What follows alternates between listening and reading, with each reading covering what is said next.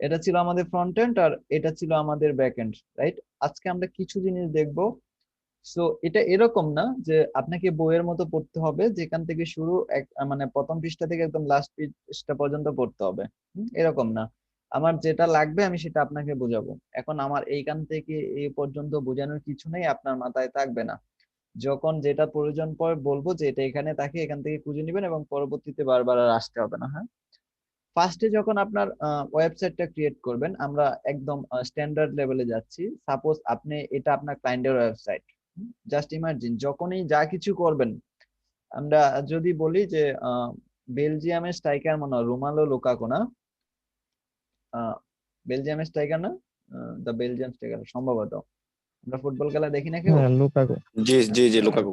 হ্যাঁ, তার লুকাকু। একজন সাংবাদিক জিজ্ঞেস করছিল যে আপনি কিভাবে উঠে আসলেন, তো উনি বলছিল যে আমি যখন পার্কে খেলছি তখন আমার কাছে মনে হয়েছে ওইটা ফাইনাল ম্যাচ, আমি যখন গ্রাউন্ডে খেলছি তখনও মনে হইতো এটা আমার ফাইনাল ম্যাচ, যখন আমি আমি বাবার সাথে খেলতাম তখনও মনে হতো এটা ফাইনাল ম্যাচ। সো আপনি যখন যে কাজই করবেন না মনে করবেন এটা ক্লায়েন্টের কাজ। যে কোনো কাজ হোক, আপনি কোনো একটা ওয়েবসাইটে সবকিছু কমপ্লিট করলেন কিন্তু জাস্ট অ্যানাদার ওয়ার্ডপ্রেস ওয়েবসাইট এটা চেঞ্জ করলেন না, তার মানে এটা প্রফেশনাল হলো না। আজকে আপনি সেটা রেখে দিলেন আমার ওয়েবসাইট, সমস্যা নাই তো, কিন্তু একটা সময় যখন ক্লায়েন্টের কাজ করতে যাবেন তখন আপনি সেম কাজটাই করবেন, কারণ এটা চেঞ্জ করে তো আপনার অভ্যাস নেই। তো তখন ক্লায়েন্ট কি করতে হবে, ক্লায়েন্টের সবকিছু ডেলিভারি দেওয়ার পর যদি ক্লায়েন্টে আবার আপনাকে এসে বলে তুমি এটা চেঞ্জ করো, তার মানে কি ওর ওর একটু বেশি ঝামেলা পোহাইতে হইলো, আবার আপনাকে মেসেজ দিতে হলো, আপনি বললেন ওকে ঠিক আছে দিচ্ছি। তার চেয়ে বেটার ওর যত মেসেজ তোমাকে কম দেওয়া হয় কম দেয়। সাপোজ আমি আপনাকে বারবার বলতেছি ভাই এটা চেঞ্জ করে দেন, ওটা চেঞ্জ করে দেন, ওটা করে দেন, ওটা করে দেন, আপনি করে দিলেন। আবার আমি অন্য একটা লোকের কাছে গেলাম এবং তাকে বললাম ভাই এটা করে দেন, ও এক চান্সে করে দিছে। সো তার মানে কি আমি অল টাইম তার কাছেই যাব, তোমার কাছে বারবার আসবো না। দ্যাটস আ ক্লায়েন্টকে কোনো পেন দেওয়া যাবে না। সো যাই করবেন 100% করবেন। আমি যদি দেখি আমরা যে জাস্ট অ্যানাদার ওয়ার্ডপ্রেস ওয়েবসাইট, সেটা আমরা এখান থেকে চেঞ্জ করতে পারি। সেটিং থেকে জেনারেলে যদি যাই, এখানে হচ্ছে টাইটেল যেটা ফেসবুক আমরা দিয়েছিলাম, এবং জাস্ট অ্যানাদার ওয়ার্ডপ্রেস ওয়েবসাইট এটা হচ্ছে এই যে ট্যাগলাইন। হ্যাঁ, আমরা চাইলে এটা চেঞ্জ করতে পারি। এই ট্যাগলাইনটা দেখেন, এই ফেসবুকটা শো করতেছে এখানে, যেটা টাইটেল কেন শো করতেছে, বিকজ আমরা এখনো কোনো লোগো আপলোড করিনি, দ্যাটস ওয়াই ডিফল্ট এখানে টাইটেলটাই লোগো হিসেবে শো করতেছে। এটা হচ্ছে ট্যাগলাইন যেটা আমরা এখানে দিয়েছি। আমরা চাইলে এটা কেটে দিতে পারি। হ্যাঁ, আমরা এখানে দিতে পারি FFBD ওয়েবসাইট। ওকে, আমরা যদি সেভ করি তাহলে অফকোর্স সবকিছু চেঞ্জ হয়ে যাওয়ার কথা। আমি যদি এখানে এগেন রিফ্রেশ করি, চেঞ্জ হয়ে গেল। ওকে, আমার ইনিশিয়াল এই জিনিসটা ডান। তারপরে আসেন দেখেন, আমি যদি পারমালিঙ্কে ক্লিক করি, আমি যদি এখন যে কোনো একটা পোস্ট ভিজিট করি, অল পোস্ট, আমি এই পোস্টটা ভিজিট করলাম, যেটা আমরা কালকে একটু দেখিয়েছি, দেখেন এখানে ডেট আসতেছে। হ্যাঁ, ডেট আসতেছে, তারপর এই টাইটেলটা আসতেছে। আসলে এটা এসইওর জন্য পারফেক্ট না, এসইও অনেক অ্যাডভান্স জিনিস। আমি জাস্ট স্ট্যান্ডার্ড কিছু বোঝাচ্ছি, আপনি পরে বুঝে নেবেন। কোনো একটা জিনিস বুঝতেছেন না, ডাজন্ট ম্যাটার, এটা এখনই বোঝা লাগবে। আমি এখানে ক্লিক করার পর আমি প্রথমে কি করছি, ড্যাশবোর্ডে আসছি, সেটিং এ গেছি, জেনারেল চেঞ্জ করছি, পার্মালিঙ্কে চেঞ্জ করছি। আপনি এটা জাস্ট করে দেন এভাবে, পোস্ট নেম, বাস। আপনাকে আর কিছু করতে হবে না। এটা 2-3 ক্লাস পরে বুঝে যাবেন এটা কেন করতেছি, তো এখন বুঝবেন না। তো যেটা বুঝবেন না সেটা আপাতত করে রাখেন। জাস্ট আমি স্ট্যান্ডার্ডটা বোঝাচ্ছি যেন আপনার একটা অভ্যাস থাকে যে আমার ওয়ার্ডপ্রেস ইনস্টল দেওয়ার পরে আমাকে এই কাজগুলো করতে হবে, আর এটা সব ওয়েবসাইটের জন্য। ওকে, দুইটা জিনিস ডান। দেখেন এবার আমরা এখানে আসি, ড্যাশবোর্ড।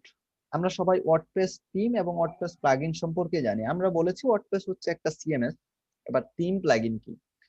থিম প্লাগইন হচ্ছে এমন একটা টুল যেটা ইউজ করে আপনি আপনার ওয়েবসাইটের লেআউট চেঞ্জ করতে পারবেন বা ডিজাইন চেঞ্জ করতে পারবেন। লেআউট বলতে মনে করেন ফ্রেম, আপনি এদিক দিয়ে হ্যালো ওয়ার্ল্ড রাখছেন, এটা এখানে রাখলেন, আনক্যাটাগরি এটা এদিকে রাখলেন। ওকে, গঠন চেঞ্জ করতে পারবেন যেটা বলে, এবং ডিজাইন চেঞ্জ করতে পারবেন।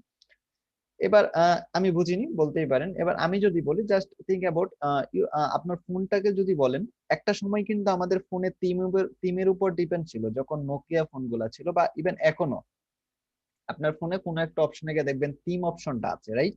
সো আমরা যদি ওটা চেঞ্জ করি তাহলে কি হয়, আমাদের ডিসপ্লের ইমেজ গুলো একটু ডিফারেন্ট আসে, আমাদের অ্যাপস গুলো একটু ডিফারেন্ট ভাবে শো করে, তাই নাকি? মানে এটা এটা তো জানেন, জানেন কিনা বলেন।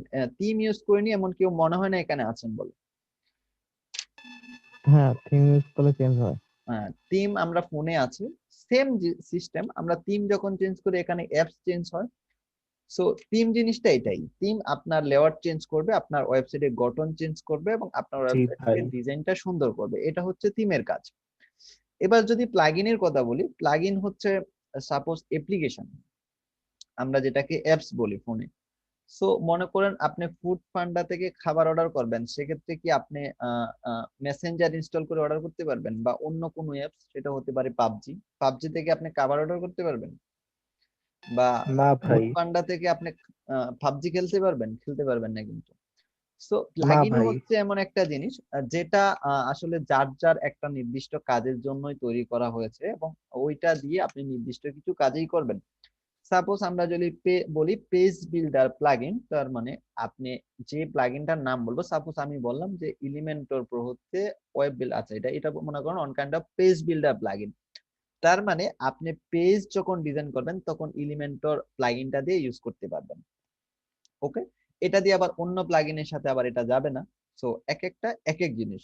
সো আপনি জাস্ট সিম্পল সাজায় নেন যে থিম হচ্ছে আমার ফোনের মতোই থিম, যেটা ইউজ করে যেরকম আমার ফোনের অক্স অক্স স্টাইল করা যায়, নতুন একটা ডিজাইন আসে, সেম জিনিস। আর প্লাগইন হচ্ছে আমার ফোনের অ্যাপ্লিকেশনের মতো, আমি যেরকম একটা নির্দিষ্ট অ্যাপ্লিকেশন ইনস্টল করে ওই নির্দিষ্ট অ্যাপ্লিকেশনের ফিচার গুলা পাই।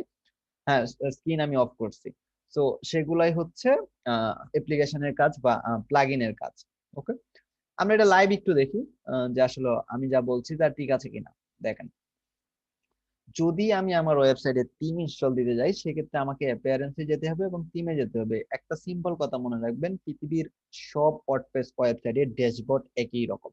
ওকে, সেখানে ফাংশন অনেক হতে পারে, বাট সবকিছু একই রকম। অ্যাপিয়ারেন্সে গিয়ে আপনি থিম ইনস্টল দিবেন। ওকে, সো আমি দেখেন অ্যাপিয়ারেন্সে যাওয়ার পর এখানে থিম অপশনটা আসছে, ওকে আমি ক্লিক করছি, তারপর দেখেন অ্যাড নিউ ক্লিক করতে পারি। এগুলা 2020, 2019 এবং 2017 এগুলা ডিফল্ট থাকে ওয়ার্ডপ্রেস ইনস্টল দেওয়ার সময়, এই তিনটা থিম আমাকে ডিফল্ট ওয়ার্ডপ্রেস দিয়ে দেয়। সো আমি এই তিনটা থিম চাই না, আমি চাই নতুন একটা থিম। দেখেন আপাতত আমার যদি লেআউট বলেন বা ডিজাইন বলেন আমার ওয়েবসাইটের এরকম। সো আমি একটা নতুন থিম আপলোড করি। হ্যাঁ, মেবি ফাস্ট কথা বলতেছি।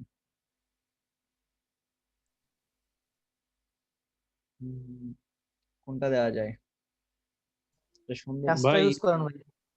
ভাই ই কমার্সের যে কোনো একটা আরে না, ইনস্টাগ্রাম ইনস্টল ই-কমার্স না, ই-কমার্স পরে। অ্যাস্ট্রা, ভাই অ্যাস্ট্রাটা ভালো। এটা ভালো, এইটা দেখেন, এটা চেঞ্জ হবে না তেমন কিছু। ওকে, এটা একটা পপুলার থিম, আমরা আপাতত ফ্রিটা ইনস্টল করি। দেখেন এখানে ক্লিক করার পর ইনস্টল হচ্ছে। আপনি এখন এই ওয়েবসাইটের লুকটা দেখে রাখেন এটা কেমন, আবার থিম ইনস্টল দেওয়ার পর কেমন হয় সেটাও দেখবেন। আমরা একটা অপশন রাখলাম এখানে, আমরা যদি পারি আরেকটা ভিজিট করে রাখি। হ্যাঁ, আমরা দুইটা রাখলাম যেন আমরা চেঞ্জটা দেখতে পারি।